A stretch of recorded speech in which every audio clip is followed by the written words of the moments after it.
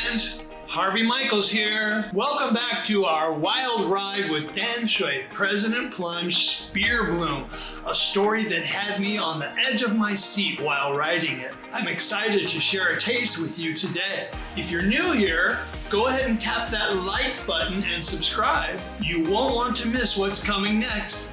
All right, let's jump in. Danshui President Plunge Spear Bloom. Chapter 1. Where are the guns? Saturday evening, Taiwan Star Talent Search. The long-awaited moment finally arrives.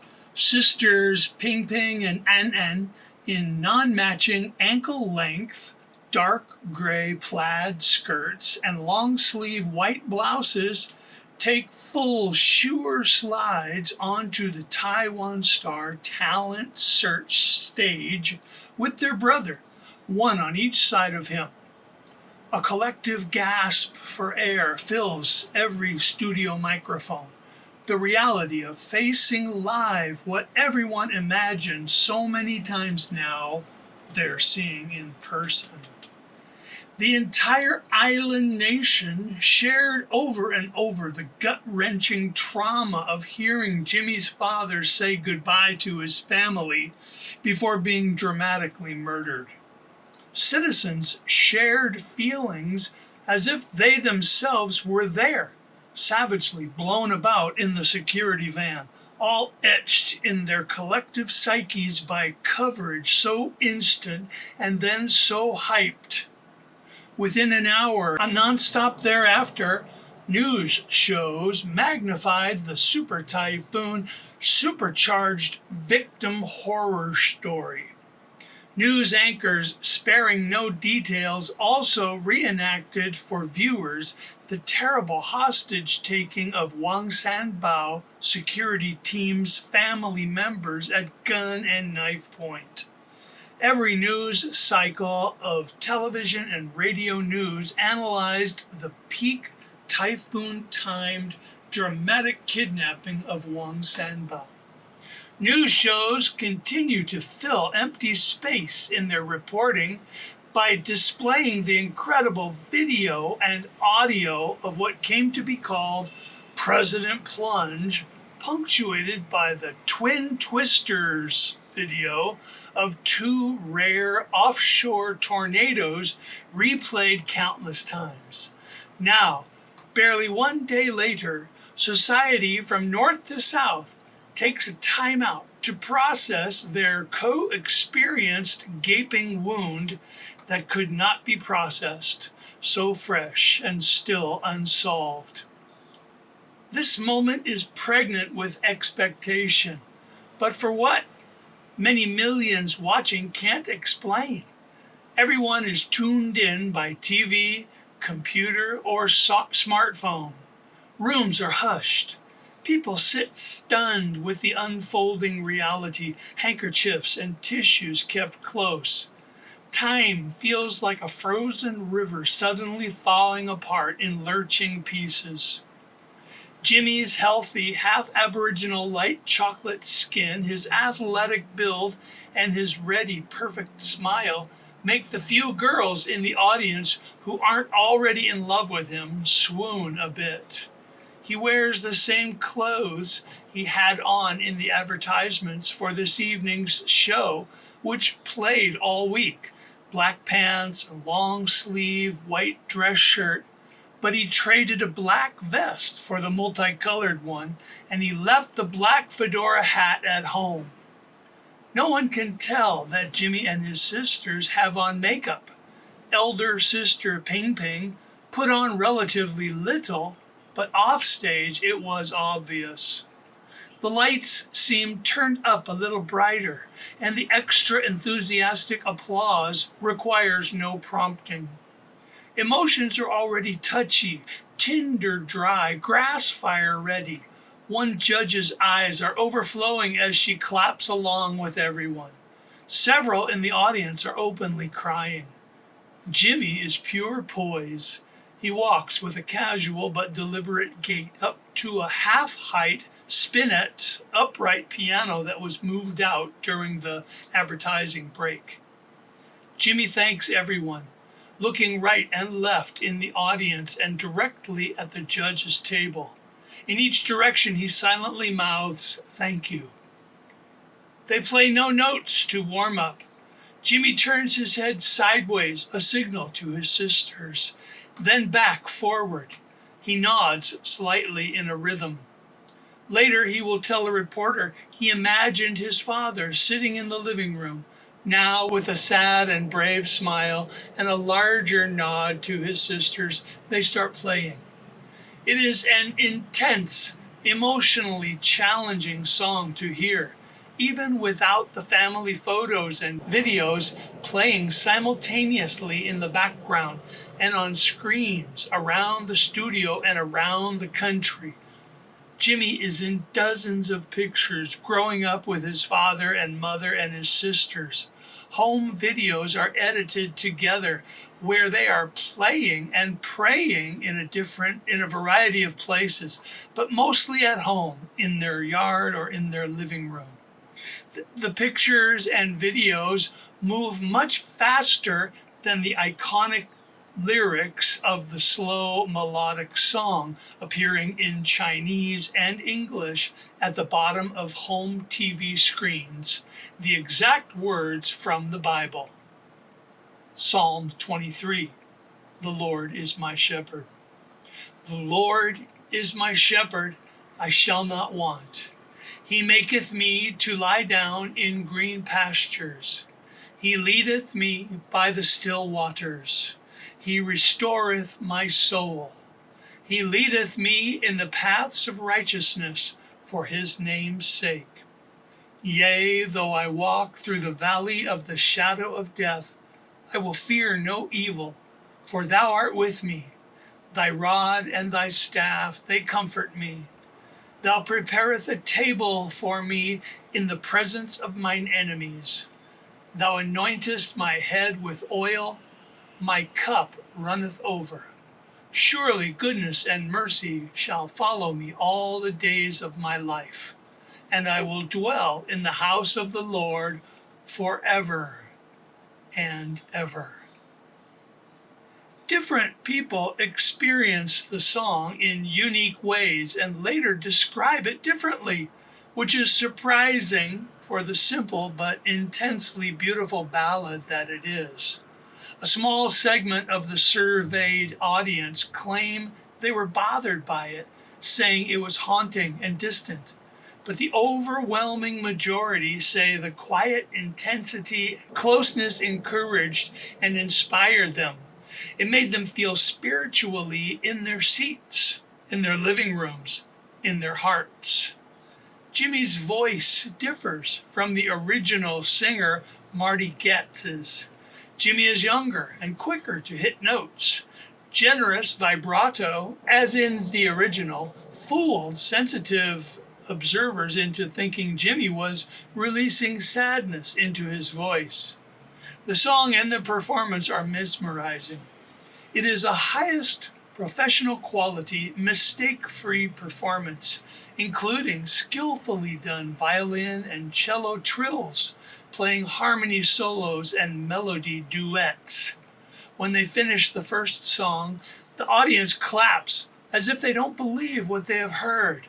A musical treasure played so tightly, so perfectly, a song most listeners did not know even existed before.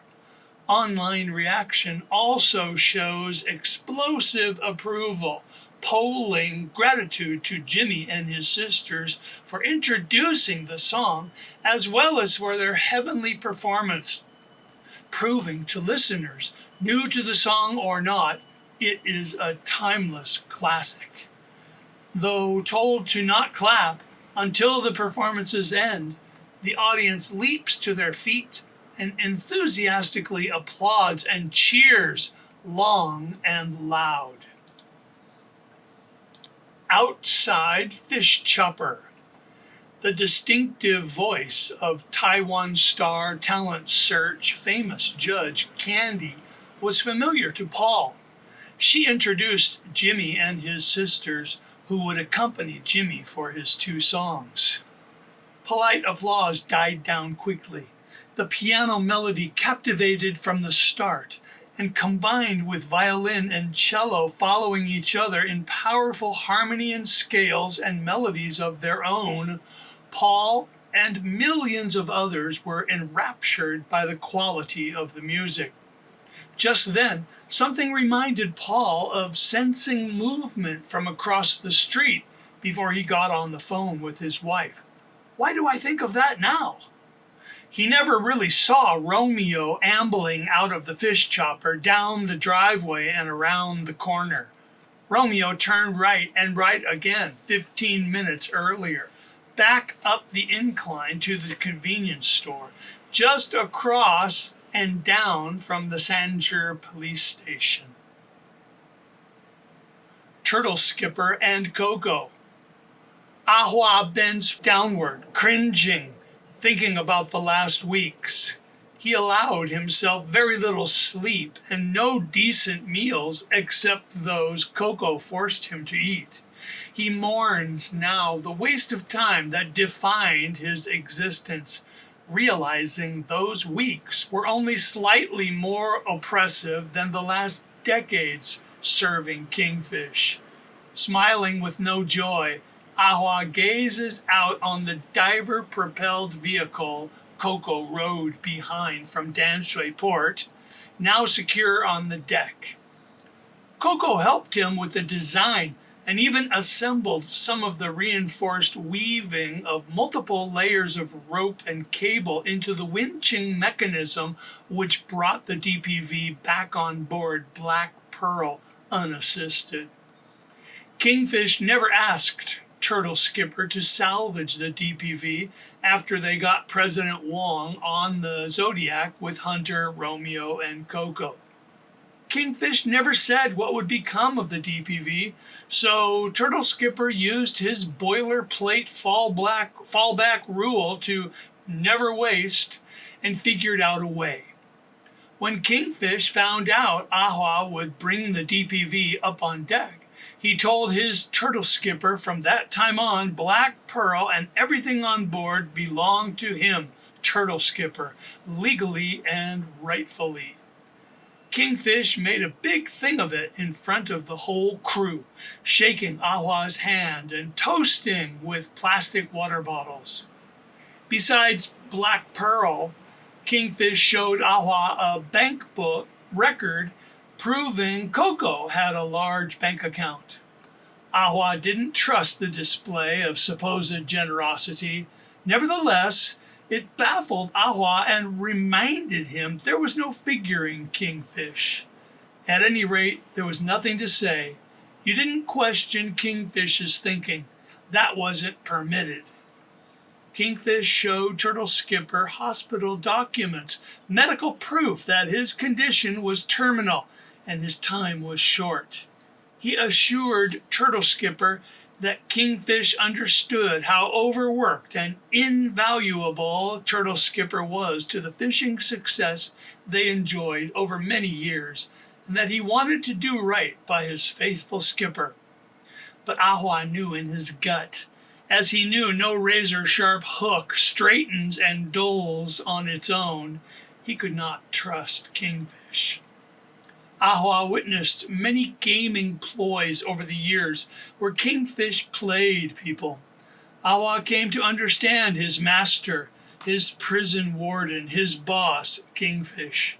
He was a madman whose greatest joys, besides masochistically hemorrhaging his family fortune, were his frivolous schemes with no more purpose than to corrupt everyone and everything in his evil universe. Ahua figured Kingfish was more likely to pull the rug out from under him than follow through on his promises. In any event, Ahua and his daughter would not survive not helping Kingfish. So Ahua worked furiously during the weeks leading up to Kingfish's caper, with an eye to every detail considered and adjusted 3 times as Ahua's father drilled into him since childhood. Turtle Skipper designed and manufactured everything for Kingfish's crime, including all the chassis ideas inside the van, with Coco's safety his highest priority. The typhoon arrival was an immense relief for Ahua because Kingfish claimed he would go through with the plan's essential goals some other way, and Ahua knew alternative scenarios would have even more tragic endings. Hating to recall the past even more than reflecting on his present-day life, Ahua always found new tasks to do or to think through. The more impossible, the better. Smelling a trap, he thinks about how he is supposed to motor Black Pearl to Penghu right away and fly back, surely into a noose. Kingfish knows Ahua can't disobey and motor back to Danshui or Keelung without being held by port police for multiple violations and then face murder charges from Kingfish's frame-up for the A-team murdering Ahua's sister's ex-husband.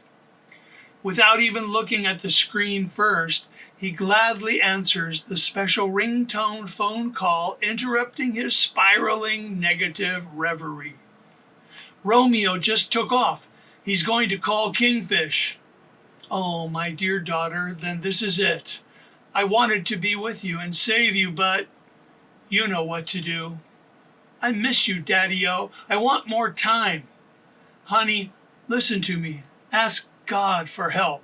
I don't have time to explain, but he is very real. He helped me in the storm. I believe I know what to do, my dear father. Think everything through 3 times, every part, honey, location, timing, and each step. In my heart, I will be with you.